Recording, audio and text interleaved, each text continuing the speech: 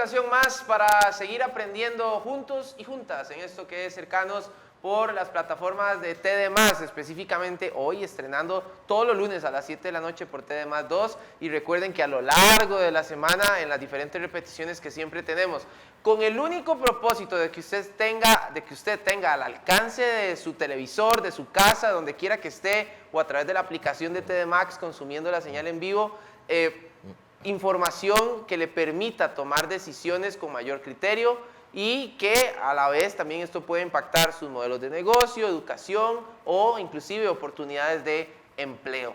Hoy vamos a estar hablando de un tema que creo que rodado durante toda la semana anterior en los diferentes medios de comunicación y tiene que ver con el ciberataque que está teniendo el país en su integralidad a través de Conti, un grupo de hackers ruso que ya nos va a ampliar más don Luis Adrián Salazar, quien es nuestro invitado para esta ocasión, quien es experto en ciberseguridad, tecnología y todas las cosas que le han puesto en el camino también, don Luis, de inteligencia artificial, y sé que lo maneja al dedillo. Bienvenido. Muchas gracias, muy buenas noches, Bernal, y a todos ustedes que nos acompañan hoy desde sus hogares.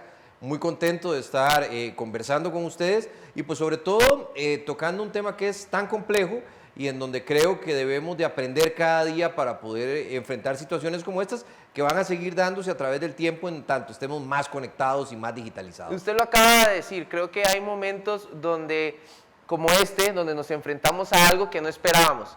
Y creo que el mejor ejemplo fue la pandemia hace ya casi 2 años y un resto por ahí, pero no sabíamos qué iba a pasar y nos adaptamos. Ahora nos enfrentamos a una realidad que bien, puede que ya tiempo antes teníamos indicios de que podía llegar a pasar o de que la hiperconectividad a la cual hoy estamos expuestos y expuestas iba a generar algún tipo de hecho como este que estamos viviendo. Pero, ¿cómo podríamos denominar lo que estamos viviendo, don Luis, para empezar?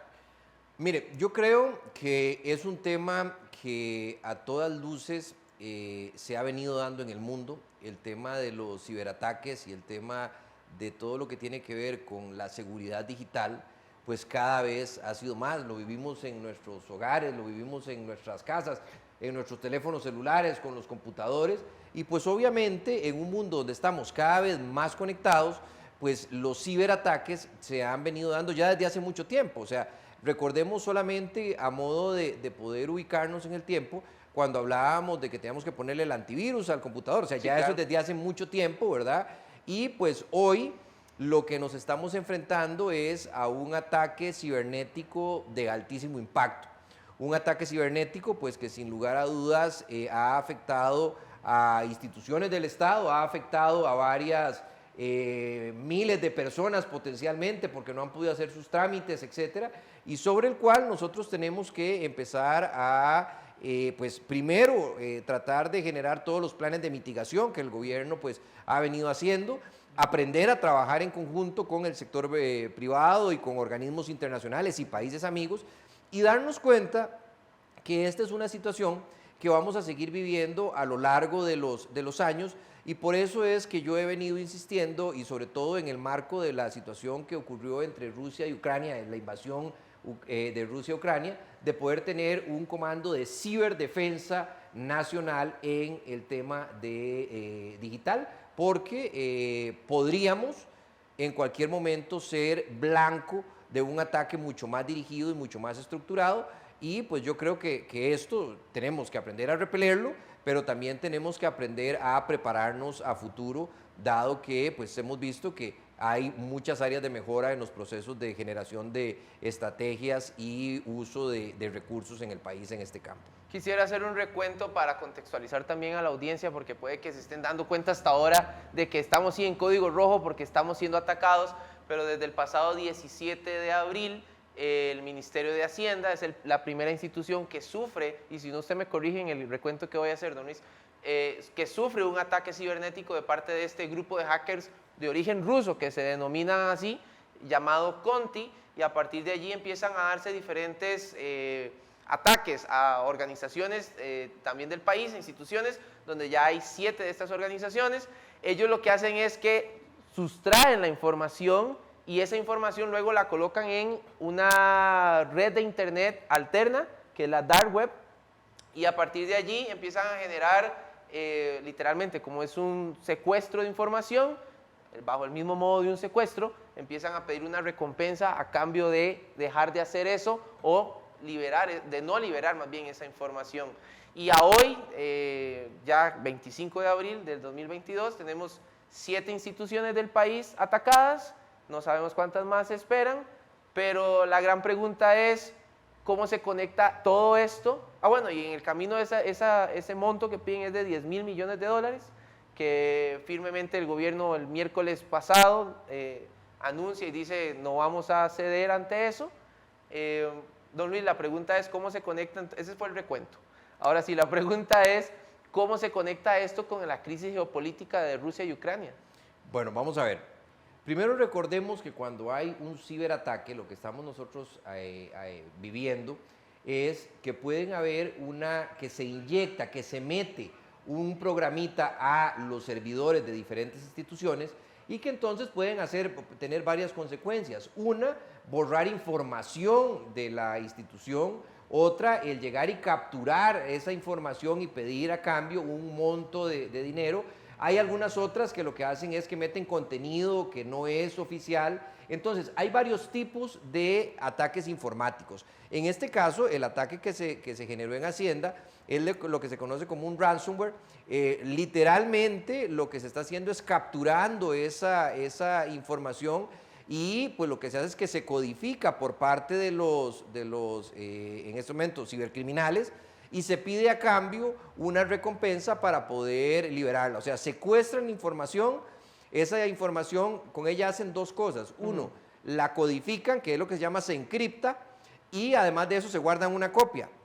Entonces ellos tienen dos fuentes de extorsión. Una, el liberar la información y el otra, publicar la información, ¿verdad?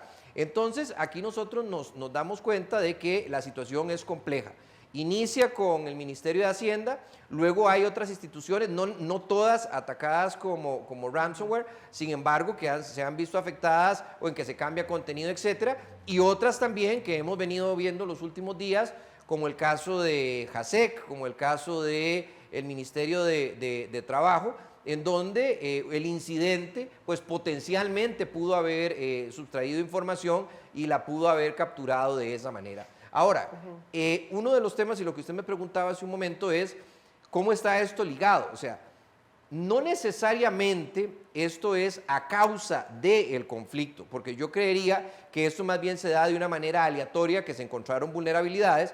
Me preocuparía muchísimo que fuera un ataque dirigido, pero lo que tenemos que tener claro es que este grupo que se llama Conti, que es al que se le atribuye esto, está total y completamente metido dentro de la acción militar y el conflicto militar más grande que hay en este instante, como lo es entre Rusia y Ucrania. El grupo Conti es un grupo de altísima sofisticación técnica, que además de eso tiene una estructura súper fuerte a nivel tecnológica, y que en este momento tomó partido para ser prorruso en este conflicto, que pues todos sabemos las consecuencias que ha tenido. Entonces, lo que ocurre en Costa Rica es que recibimos un impacto súper fuerte por parte de una organización altamente desarrollada, altamente tecnificada, y sobre la cual, pues obviamente entonces se ha empezado a generar toda una estrategia para poder ver de qué manera se repele, ¿verdad? Porque no es un ataque menor.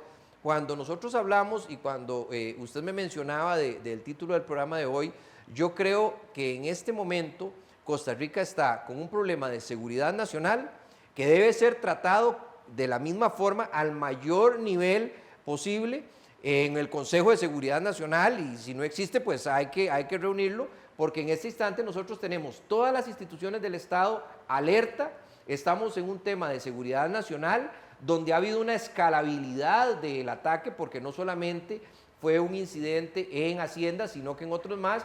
Y adicionalmente a eso yo agregaría dos puntos. Uno, la declaración que hace el señor presidente días atrás, donde menciona que pues, no solamente las instituciones, sino el país está bajo ataque, lo cual yo comparto en este momento.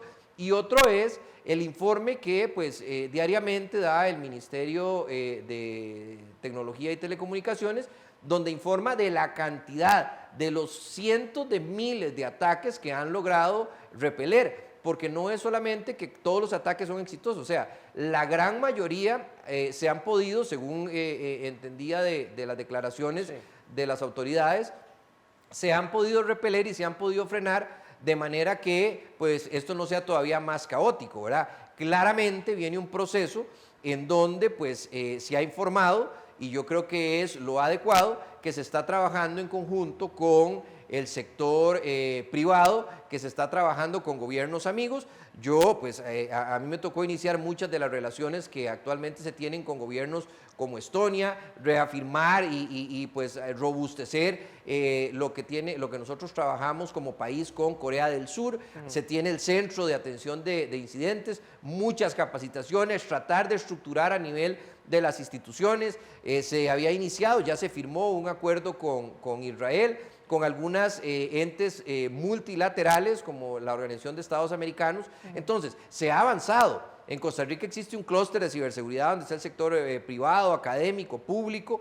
Aquí nosotros en Costa Rica tenemos empresas de alta tecnología que sirven como un hub de ciberseguridad para otras regiones a nivel privado. Pero entonces, claramente, esto nos dice que tenemos que dar más recursos y sobre todo algo, es necesario que el país entienda que el tema de ciberseguridad debe dejar de ser un tema prioritario para pasar a ser un tema que es prioridad nacional. Y cuando hablo de prioridad nacional es una política pública, una decisión país en donde están matriculados todas las instituciones del Estado, donde es gerenciado por el presidente de la República y los jerarcas de tecnología, y adicionalmente a eso permite entonces que de manera transversal podamos nosotros trabajar en varias líneas, tanto en la detección, en la prevención, como en el poder defendernos cuando estamos siendo atacados. Quisiera entrar en dos términos que usted acaba de mencionar previamente, y era el tema de la encriptación y la liberación de los datos, porque lo que quisiera es que juntos y juntas podamos comprender cómo todo esto que está sucediendo nos podría llegar a afectar en el día a día, porque, y es algo que usted mencionaba o hablábamos antes de entrar a producir este programa, y era que podríamos malinterpretar que es un tema solo de 7 instituciones en este momento, y es un problema de todo el país, como usted lo acaba de mencionar. Entonces, don Luis, encriptación y liberación, ¿cuál es la diferencia entre estos dos? Porque cuando usted habla de toda esta realidad, yo me voy a ciencia ficción, ¿verdad? Y todas las películas que hemos visto alrededor de estos temas, pero ya salimos de esa ciencia ficción y ahora es una realidad para nosotros. Entonces queremos que usted nos ayude a entender qué rayos está pasando y todo lo que hay en el camino. Encriptación y liberación, ¿cuál es la diferencia? Mire, actualmente, y leí el otro día en un libro, que el pasado se convierte en futuro sin darnos cuenta que pasó por el presente, ¿verdad? Y eso es lo que pasa con la tecnología, porque el avance tecnológico es tan rápido que a veces esa adopción no es sencilla.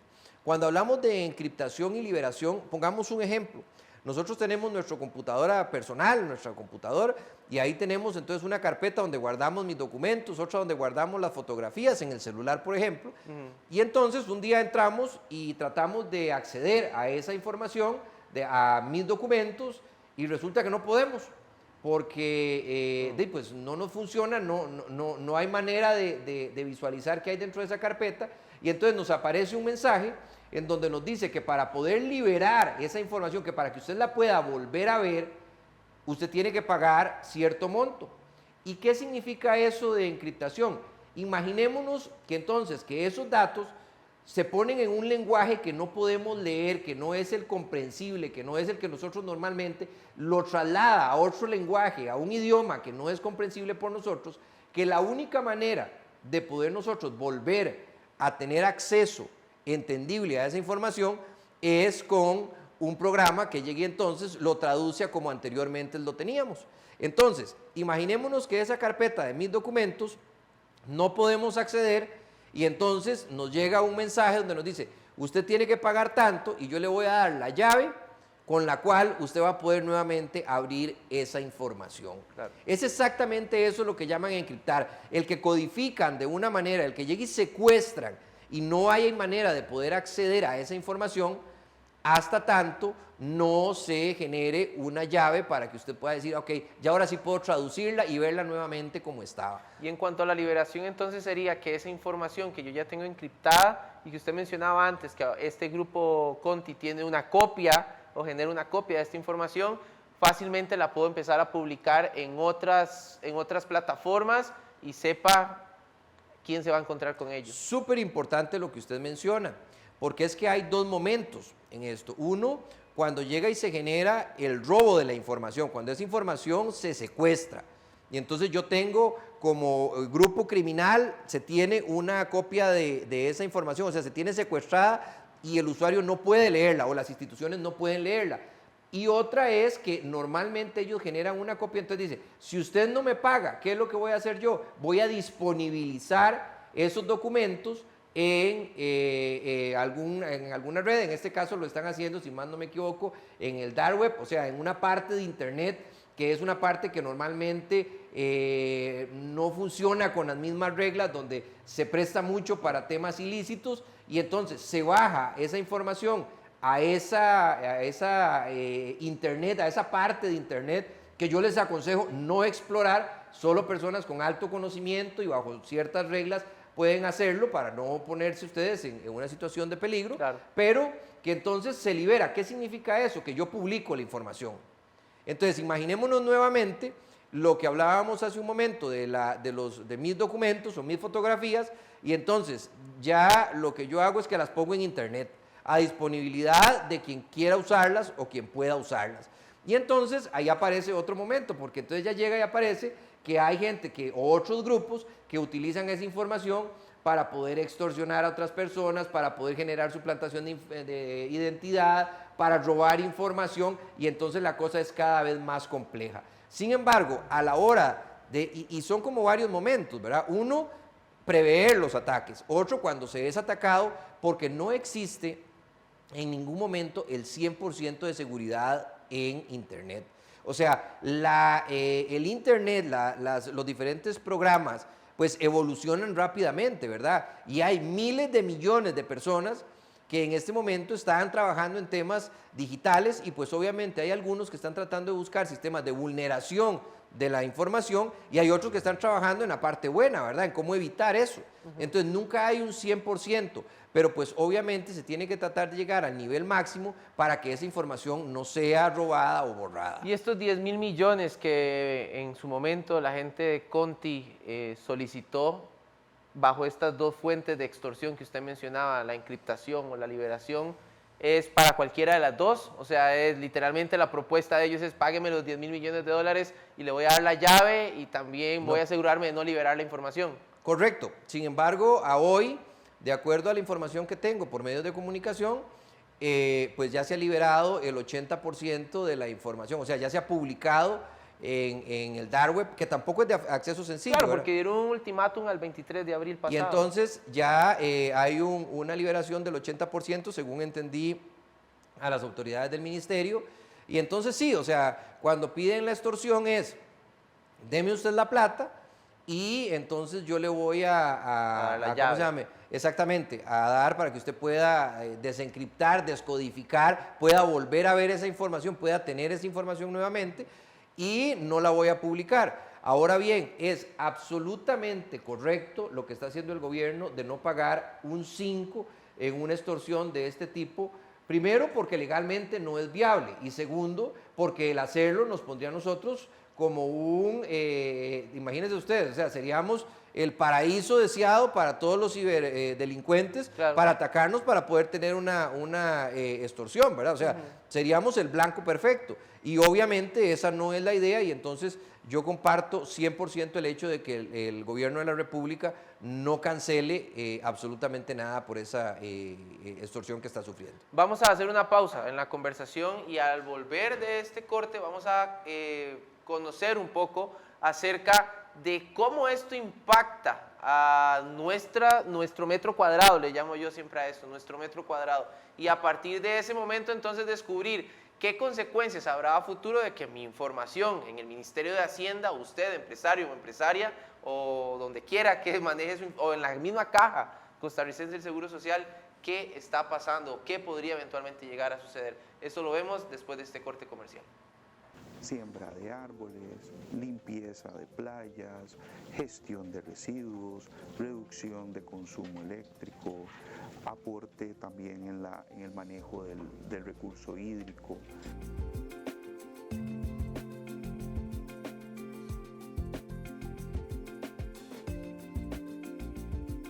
La cultura de sostenibilidad en Emerson se ha venido constituyendo por años. Y yo creo que todos estos esfuerzos lo que hacen es a consolidar esa cultura. Y algo muy importante es que Costa Rica, la cultura de sostenibilidad, la cultura verde es muy fuerte también. Entonces creo que hacen un buen match. La cultura que trae Emerson, la cultura del costarricense por el ambiente, y eso nos hace ver súper bien posicionados a nivel global.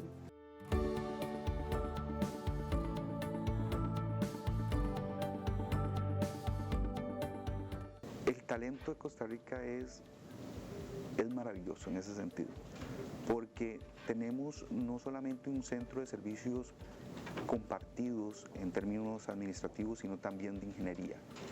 Y hace un match perfecto porque tenemos la parte técnica y tenemos la parte, por decirlo así, de procesos que nos ayudan a poder generar iniciativas en esos pilares. Y por ejemplo, tenemos gente certificada en diferentes normas que nos ayudan a ir o nos guían, por decirlo así, en ese camino desde Costa Rica a la sostenibilidad.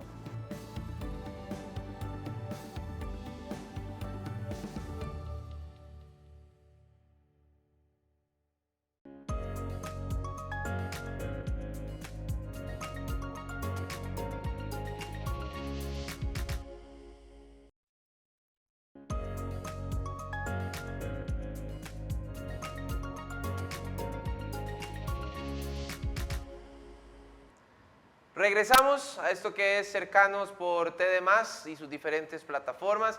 Recuerde que una de las maneras que usted nos puede observar cada una de las semanas es a través de la señal en vivo de TD+ 2 en la aplicación de TD Max. También allí puede ver la señal de TD+, la señal al aire también de Teletica Canal 7 y la señal de Teletica Radio. Esta es la aplicación para ver el fútbol en vivo en todo momento y en todo lugar, y además es la aplicación exclusiva del Mundial Sub-20 femenino en Costa Rica ahora en agosto y también del Mundial Mayor Qatar 2022. Futbolero, ¿verdad, don Luis? Total y completamente, me encanta, me encanta, me encanta. Pero estamos hablando del código rojo que estamos viviendo en este momento y precisamente que Costa Rica está siendo atacado. Luis, en el bloque anterior hicimos un repaso por lo que ha venido sucediendo y ahora en este momento lo que quisiera es que podamos ahondar un poco en las consecuencias que esto podría traer para los y las individuas del país. Yo creo que eso es importante para que las personas y todos como país dejemos de pensar, como decía antes también, que es un asunto de solo 7 instituciones o que es un asunto de gobierno. Y ya mencionábamos, el 80% de la información, según fuentes que usted maneja, ya está liberada. ¿Qué pasa con esa información? ¿Quiénes pueden utilizarla? ¿Y cómo me puede perjudicar a mí? Bueno, esta información y de acuerdo a lo que mencionaba Misit, que habían bajado ya, o sea, que habían publicado, esto normalmente se baja en el dark web, ¿verdad? Como les decía, esa es la parte de internet, de la web, donde el navegar es un poco más complejo, donde no es normal, o sea, donde es mucho más peligroso, donde no existe un rastreo de las diferentes operaciones que se hacen, etcétera. Entonces, ahí ciertamente yo les aconsejo no entrar, pero obviamente ahí esa información queda expuesta a terceros, ¿verdad? Puede que haya otros grupos que tomen esa información y entonces pues se dediquen a tratar de generar, como les digo, suplantación de identidad, robo de datos, etcétera, y entra como en otra fase, ¿verdad? Una vez que se comete pues esa acción ilegal del secuestro de información, una vez pues liberada, ya entra en un proceso de investigación judicial y pues todas las instancias que el marco jurídico así determina. Pero usted me pregunta ¿cuáles son las implicaciones? Obviamente, cuando hay una liberación, o sea, cuando se hay una publicación de información potencialmente sensible, pues obviamente esto puede ser utilizado de 1.000.000 de maneras para pues causar daño, ¿verdad? Sea hacer otras extorsiones, suplantación de identidad, etcétera, hacer de llamadas para poder tratar de extorsionar personas o de bien de crear estafas, etcétera. Pero ¿qué debemos hacer? Y perdón que lo interrumpa ahí, pero usted mencionaba también antes de entrar al aire acerca de, por ejemplo, sitios web que pueden empezar a existir donde se le consulte a la gente, donde más bien yo pueda hacer una autoconsulta de si mis datos fueron parte de este ciberataque en el que el país sufrió, y que más bien esos pueden ser medios por los cuales se está dando también un ataque. Entonces, si podemos ahondar un poco en eso también, porque creo que es en la práctica del día a día, de las redes sociales, del Facebook, de los grupos de WhatsApp, etcétera, etcétera, etcétera, donde hay que levantar una señal de prevención para cuidar la seguridad de cada una de las personas. Estamos en alerta máxima.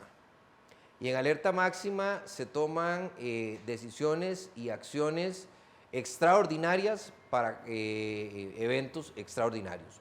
Entonces, en este momento, dependiendo de la naturaleza de la información, y eso pues yo creo que es una validación que cada una de las instituciones debe de hacer, si es una institución que maneja datos de índole financiero o si es una institución que maneja datos de índole de crediticio o que maneja datos a nivel de datos personales de las personas, valga la redundancia, pues yo creo que aquí lo que vale la pena es que debe cada institución poder llegar y generar la información suficiente a todas sus usuarios de cuáles son los peligros que pueden estar sufriendo, y ya vamos a poner el caso de lo que usted me mencionaba, o bien cuáles son los procesos de mitigación.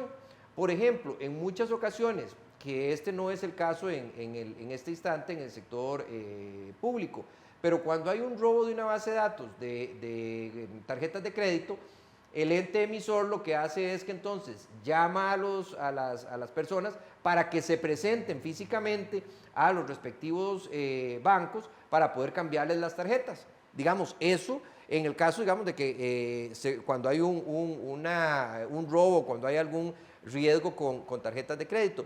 En este caso, ¿qué cosas podríamos nosotros empezar de manera preventiva y sin que todavía pues cada una de las instituciones nos diga cuál fue el tipo de información que fue vulnerada y si hay que hacer algún proceso adicional para poder reconstruir, mitigar y poder pues entonces estar a salvo para que haya una integralidad y consistencia de la información? Entonces yo creo que aquí nosotros tenemos que hacer varias cosas. Primero, lo que usted menciona, es muy posible que salgan sitios web donde llegue y diga, mire, consulte aquí si sus datos personales fueron hackeados. Bajo ninguna circunstancia entren a un sitio de estos. En muchas ocasiones estos sitios lo que hacen es robarnos información.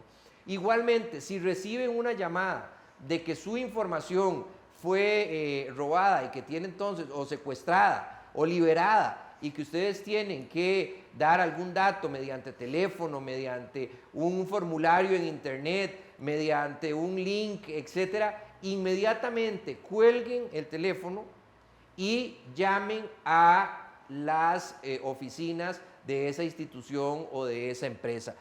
Una recomendación esencial: si ustedes reciben una llamada, aunque sea un número que parezca conocido, un número que parezca real, no devuelvan la llamada al número que los llamó. Vayan, consulten al sitio web y marquen el número, ojalá desde otro dispositivo, que ustedes para llamar al sitio oficial de un ministerio, de una institución, porque en muchas ocasiones los ciberdelincuentes tienen la capacidad de poder ponerle una máscara. Entonces, que usted vea como que está recibiendo una llamada de un número oficial, correcto, perteneciente a una institución, pero realmente pertenece a un grupo de ciberdelincuentes. ¿Y qué pasa al devolver la llamada? Es que en muchas ocasiones lo que pasa es que entonces de un número ficticio o de un número, Sí. usted recibe una llamada como que está, como que es una llamada oficial, entonces le aparece, esta es una Que me llamada están llamando de Hacienda. Bernal, ¿verdad? Entonces, si uno piensa que realmente es Bernal, si usted devuelve el número a esa, La llamada a ese sí, número. podría ser que usted esté llamando al lugar del cual lo llamaron, entonces usted le esté devolviendo la llamada al ciberdelincuente. Entonces es mejor no hacerlo así y verificar cuáles son los diferentes números que la organización o la institución tiene. No abra correos electrónicos que no conozca usted quién se los envía. No entre a sitios donde le digan que va a verificar información si es robada. No provean ningún tipo de información de ninguna índole que sea sensible mediante teléfono o mediante internet. No repliquen, porque en muchas ocasiones estos links nos llegan no necesariamente por correo electrónico o otro medio, sino nos llegan por una plataforma de mensajería de texto. Y entonces nos llega como un link y eso lo que hace es que nos dirige a una página que pareciera, eso se llama phishing, ¿verdad? Que pareciera que es real, pero lo que está haciendo es robándonos información. En este momento ocupamos ser absolutamente desconfiados. Ocupamos ser absolutamente desconfiados y en caso de que tengamos cualquier duda de que hemos sido susceptibles a una estafa, a un timo, etcétera, llamar a las autoridades correspondientes. Claramente, uno de los temas es que en muchas ocasiones, y en esto se hace un poco de ingeniería social, etcétera, pues nos llaman de una forma muy seria, nos dicen que es para recuperar información o para protegernos, etcétera. Bajo ninguna circunstancia provean información de ningún tipo. Cuelguen el teléfono, no traten de enredar a quien los está llamando, más bien salgan de esa situación de manera inmediata. Y ojo, incluso cuando reciben un correo electrónico donde viene no viene un link o un enlace de internet, sino viene un archivo, porque en muchas ocasiones esos archivos vienen infectados. Entonces, nos aparece un archivo que es un adjunto, que es un documento de Word o Excel, etcétera, y vienen infectados, y entonces lo que hacemos es meter un virus al computador. Recordemos que acá varios son los frentes que hay que utilizar, y yo creo que hay unos que son de índole técnico, digamos, a nivel de todo lo que tiene que ver con seguridad nacional, que los podemos comentar, y otros son a nivel personal, porque estas situaciones van a seguir pasando. Incluso, vean que antes de esta situación, pues las estafas por medios digitales, pues cada vez van creciendo y creciendo más, y aquí es importante entonces pues tomar todas las precauciones del caso y sobre todo desconfiar cuando cualquiera persona o institución nos llama a pedir una información, porque normalmente, y después de todo lo que ha ocurrido, los patrones, los protocolos de pues, actividad de estas instituciones nunca es llamar a pedir información confidencial ni a corroborar información, ni mucho menos. ¿Cuál será el mayor impacto que esto puede generar a nivel empresarial? Que yo creo que también es uno de los focos de consumo de este programa en TD+, y es porque al final como empresario tengo un vínculo con Hacienda. Como empresario puedo tener un vínculo con el sistema no solo del ATV, sino también con el TICA, el tema del trámite aduanero. Puedo tener un trámite con la Caja Costarricense de Seguro Social. Entonces, ya hablamos un poco del individuo, o, ¿verdad?, la persona física. ¿Qué pasa con la persona jurídica? Vea, yo creo que en el caso de la persona jurídica hay 3 momentos. El primero es cuando el sistema deja de ser operativo, como en este momento, o sea, lo que llaman que se bajó el sistema o que se cayó el sistema. En muchas ocasiones no es que se cae, en muchas ocasiones lo que hacen es que lo sacan de línea para poder limpiarlo, para poder estar seguro de que no hay ningún tipo de virus ahí. Entonces, o blindarlo también. Exactamente, aumentar. Yo creo que una dentro de toda esta circunstancia de crisis, yo creo que el nivel de capacidad de ciberdefensa de las instituciones, pues sin lugar a dudas va a subir, y además de eso la importancia que se le va a dar a nivel de todos los diferentes ámbitos de gobierno. Pero a nivel de instituciones, a nivel de empresas privadas, una vez que deja de funcionar, pues obviamente eso ya causa una situación compleja. Veamos en aduanas que está causando una situación compleja. Se busca un plan de contingencia para poder dar continuidad al negocio. Estamos en un segundo momento donde el sistema no es operativo pero se busca un plan de contingencia para que pueda seguir operando. Claramente en ese instante se dan situaciones como que pues hay pérdidas millonarias porque no entran algunos containers, porque hay algunos que no pueden salir, no pueden llegar y las importaciones, etcétera, todas las situaciones que hemos visto. O incluso, por ejemplo, pues la semana pasada había que cancelar el IVA, no se pudo cancelar el IVA y pues es un dinero que estoy seguro que el gobierno requiere y no ha recibido y necesita, pues entonces la implicación económica empieza a crecer porque los sistemas, el tema de los sistemas digitales es que es tan delgada la línea entre la vida digital y la vida física que una afectación en el campo digital tiene una consecuencia en el diario vivir. Claro. Y en el diario vivir de las empresas, y ya hemos visto cómo diferentes cámaras, etcétera, no solamente se han puesto al servicio del gobierno, sino también pues le han pedido que ponga todo de su parte para poder levantar los sistemas, cosa que yo estoy seguro que muchos profesionales, a quienes hay que reconocer, ¿verdad? Los profesionales en informática y computación que en este momento están trabajando en eso. Entonces, ese es el segundo momento. Primero, cuando el sistema se cae. Segundo, cuando viene la contingencia y entonces hay pérdidas, etcétera. Y tercero, que es un instante donde yo creo que ahí las instituciones deben de trabajar de manera individual, acorde a la información que se ha visto comprometida, para poder ponerse en contacto con sus clientes y validar la consistencia y la integración y la integralidad de la información. Ver qué tipo de información fue opuesta en internet, fue revelada, cuál información se vio comprometida, cuál información se perdió, y que a partir de cada uno de los objetivos de dicha información, pues obviamente entonces se den planes de mitigación para lograr que cada una de esas instituciones no solamente funcionalmente levanten sus sistemas de información, sino que adicionalmente a eso puedan asegurar la integridad y la consistencia de esa información.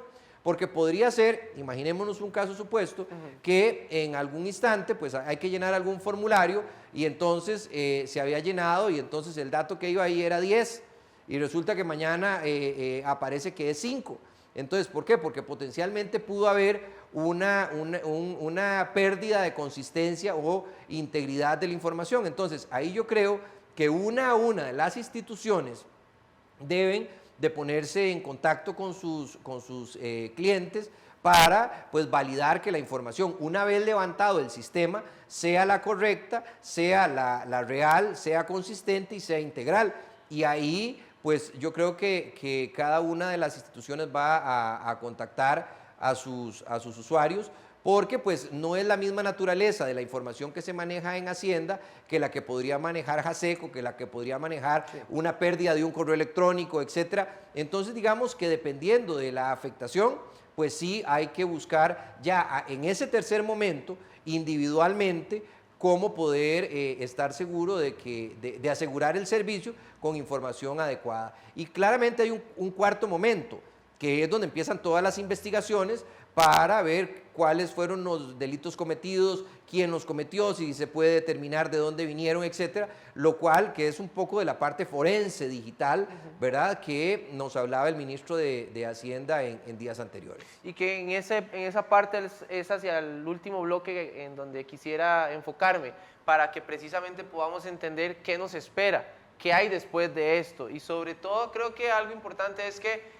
y que no sé si ya les ha quedado claro y de boca de don Luis, y ahora yo me voy a sumar a él, esto es un tema de todos y todas, no es un tema solamente de 7 instituciones. Insisto e insistiré en los espacios que tenga disponibles para hacer esto.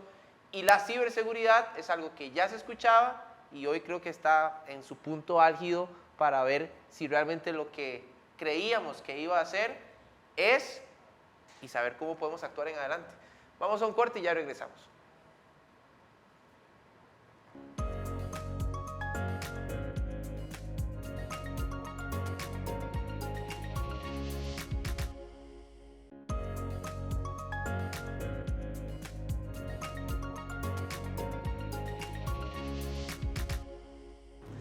Cercanos es un espacio en el que siempre buscamos generar aprendizaje colectivo, le llamo yo, un espacio donde cada una de las personas que nos acompaña con su experiencia pueda enseñarnos y educarnos a todos y todas en las diferentes cosas que marcan la empleabilidad, los negocios, el emprendimiento y la educación en este país, que cuando los cuatro se unen, creemos que, y si se trabajan de una forma integral, mejora la calidad de vida de las personas. Don Luis Adrián Salazar es experto en ciberseguridad y hemos estado conversando acerca del código rojo en el que estamos. Todo Costa Rica está siendo atacada de forma cibernética y hemos venido hablando de lo que ha pasado con Conti, los ataques al Ministerio de Hacienda, a la última institución, a hoy, lunes 25 de abril que se graba este programa o se produce este programa, JASEC, y veremos a ver qué pasará en adelante. Don Luis, un caso de referencia nada más, y quizás no nos detengamos mucho allí, pero esta situación de Conti, Costa Rica no es la primera víctima, por decirlo así. Tengo referencia de Irlanda en algún momento que vivió un caso específico enfocado más en el tema de salud y que el tema se extendió casi que por mes y medio, 2 meses en ese constante ciberataque, blindar las instituciones, blindar los sistemas. ¿Cuánto nos podría llevar esto? Mire, eso es un poco complejo de poder determinar, porque esto depende, y aquí los especialistas en ciberseguridad, pues obviamente van a tomarse el tiempo que sea necesario para que cuando los sistemas vuelvan a funcionar, que estén otra vez en línea, además de que estén lo más blindado posible, recordemos que no existe un 100% de seguridad en el mundo digital, y yo creo que en ninguna parte, ¿verdad? En ningún ámbito, pero en el mundo digital menos, y pues obviamente se van a tomar los tiempos que sean necesarios. Hay que hacer todo un análisis de servidores, de que no estén otros infectados, de que no hayan archivos infectados, de que no haya, para poder brindar el servicio de la mejor manera posible y pues estar preparados a futuros ataques. Obviamente esto va a continuar, o sea, a lo largo de los años son cientos de miles de ataques los que se sufren, o intentos de ataques, ¿verdad? O incidentes informáticos que pues se pueden repeler con la infraestructura que existe. Sin embargo, pues también hay situaciones donde nos vemos atacados y nos vemos impactados como en esta ocasión. Claramente aquí pues se está llevando a cabo, y según informa el gobierno, un proceso donde hay grupos de diferentes instituciones, sector privado, además de eso de países amigos, organismos que están ayudando para poder levantar la información, y obviamente un proceso de investigación que pues seguirá una vez que se levanten todas estas instituciones y poco a poco pues podamos volver a la normalidad. Yo creo que esto va a ser un tema que pues nos va a llevar un poco de tiempo, pero además de eso pienso que es una oportunidad porque se necesitan más recursos. Y en esto hay recursos de varios índoles, de índole jurídico. Yo creo que es importante hacer un grupo con expertos en diferentes áreas para validar que haya un marco jurídico adecuado que proteja de situaciones como estas, y que además de eso, pues para enfrentar situaciones como estas, creo que hay que hacer un análisis exhaustivo de toda la infraestructura crítica que tiene el gobierno. Hoy por hoy, son 7 instituciones que han tenido incidentes, más o menos las que han reportado. Sin embargo, pues bien, podría ser que mañana exista un hospital que se atacó, o puede ser un aeropuerto, o puedan ser sistemas de distribución energética.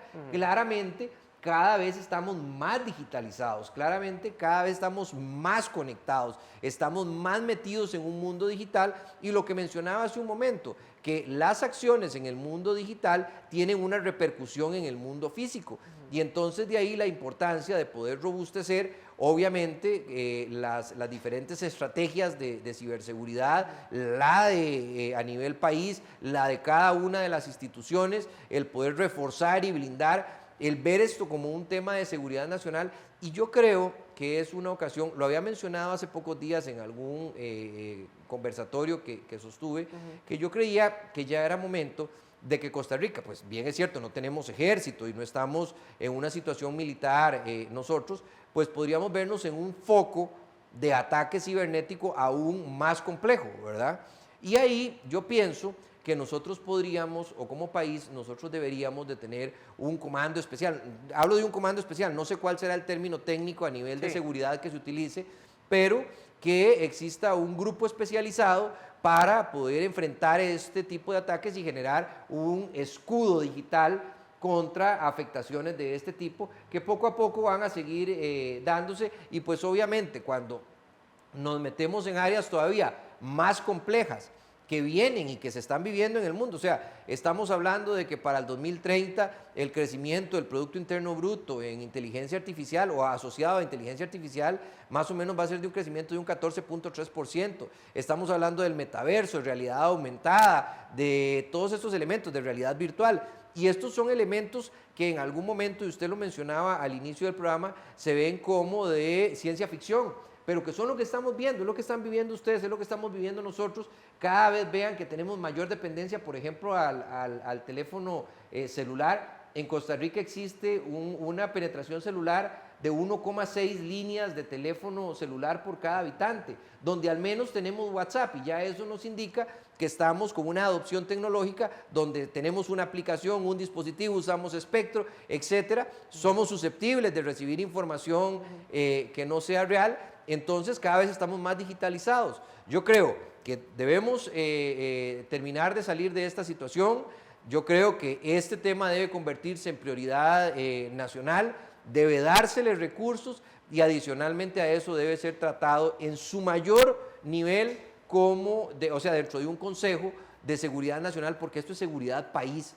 Esto es seguridad ciudadana. El presidente decía el otro día, y yo comparto esa parte que dijo el presidente, que esto era un ataque a todo el país, claramente, o sea, porque nosotros somos usuarios de las instituciones, claro, somos usuarios de diferentes sistemas de información, y obviamente pues podría impactarnos a todos. Pero esto empieza desde el uso correcto de las aplicaciones que nosotros tenemos, y va evolucionando a las computadoras, y va evolucionando a los servidores, hasta pues sistemas que son gigantes, como los que en este momento están siendo afectados. Y con respecto a la gestión que se ha hecho hasta ahora, porque usted está hablando de un comando de seguridad cibernética, y eso es casi viendo hacia futuro, y casi que sería una respuesta producto del hecho que estamos viviendo actualmente.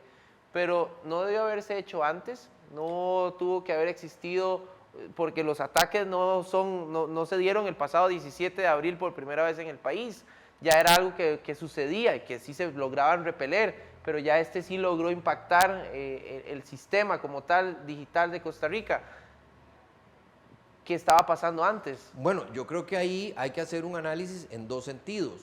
Uno, Costa Rica había venido avanzando. Costa Rica incluso en el último año había avanzado casi 20 o 30 posiciones en el índice de ciberseguridad de la UIT, donde analizan los diferentes estrategias, etcétera, donde se había venido trabajando en la consolidación de planes de apoyo con países altamente digitalizados, y en Costa Rica existe apoyo con países como España, Estados Unidos, Corea del Sur, Estonia, que son los países que están en los primeros lugares y son los países digitalmente más desarrollados.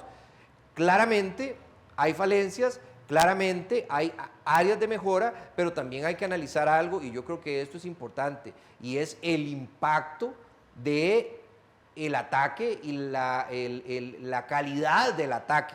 O sea, realmente fue un ataque por un grupo criminal internacional de ciberataques de altísima sofisticación tecnológica. O sea, ¿qué es lo que nos queda? Dar un siguiente paso. O sea, hay que dar un siguiente paso y darnos cuenta que, pues obviamente, se había venido trabajando, se había venido, el otro día oía a alguien del Ministerio de Ciencia y Tecnología hablar de que se había evaluado por parte de la OEA, si más no me equivoco, la estrategia de ciberseguridad de una forma asertiva, se han venido dando capacitaciones, etcétera, pero nos dimos cuenta que para un impacto, para un nivel, para una fortaleza de ataque como el que recibimos, pues todavía estamos en una área de mejora sustantiva. Y ahí se ocupan dos cosas. Uno, que desde el máximo jerarca a nivel país sepa que esto es una situación compleja, que esta es una situación prioritaria y que esta es una situación que necesita recursos. Porque si no, entonces nos vamos en muy buenos deseos, pero no hay la parte sustantiva para poder dar un rendimiento adecuado en una situación de estas, y que claramente puede que evolucionen, porque lo natural es que esto va a evolucionar cada vez más, y nosotros tenemos que ir lo más pegados a los países altamente digitalizados para poder tener sistemas de defensa similares a los que se tienen y no vernos en una situación como esta. Y la última consulta que tengo dentro de la conversación es, regularmente cuando hay me veo infringido o infringida de alguna forma, o violentado o violentada, siempre recurro a alguien, ¿verdad? Entonces, no sé, me roban algo en la casa, llamo a la policía. ¿A quién llama a Costa Rica hoy para que vea a ver qué está pasando y cómo nos pueden ayudar? Bueno, dentro de la información que se ha dado por medios de comunicación, se habla de que Estados Unidos, de que España, de que Israel son países que están dando apoyo a una situación como esta. Estos son temas internacionales, o sea, estos no son temas que nos vemos como aislados nosotros en el mundo, o sea, estos son temas internacionales, y además de eso, donde yo espero que haya sido, como le digo, de una forma aleatoria, que encontraron una vulnerabilidad y no un ataque total y completamente dirigido, porque creo que las consecuencias podrían ser otras. Sin embargo, Costa Rica, como le digo, tiene que seguir de la mano del robustecimiento de la infraestructura, tanto a nivel de software, a nivel de programas, como a nivel de equipos, etcétera, como del robustecimiento de esas alianzas internacionales con diferentes organismos y países para poder estar cada vez más seguros, y obviamente hacer de esto una política pública, y entendida política pública como una decisión país apoyada desde el presidente, todos sus ministros, que irradie de una forma transversal, y obviamente con el apoyo del sector privado, la academia y los diferentes sectores, porque todos estamos expuestos a estos, y aquí ocupamos el trabajo de todos para poder lograr una Costa Rica cibernéticamente robusta y con un escudo importante para potenciales posibles y futuros ataques.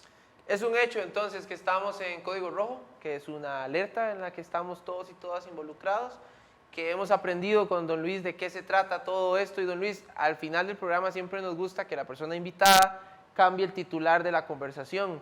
Entonces, dentro de todo lo que hemos conversado, ¿cómo retitularía usted esta conversación que hemos tenido? Tenemos esperanza, tenemos capacidades, y la nueva economía nos espera, si es que Costa Rica merece una Costa Rica digital, robusta y segura, y estoy seguro que dando lo mejor de nosotros, pues podremos tener una Costa Rica digitalmente resiliente. Espectacular, don Luis Adrián Salazar, experto en ciberseguridad. Gracias por habernos acompañado. Muchas gracias, muy buenas noches. Gracias, y gracias a ustedes que cada una de las ocasiones son parte de esta conversación de aprendizaje que siempre nos encanta tener por acá. Además, será hasta la próxima ocasión. Que Dios les bendiga. Chao.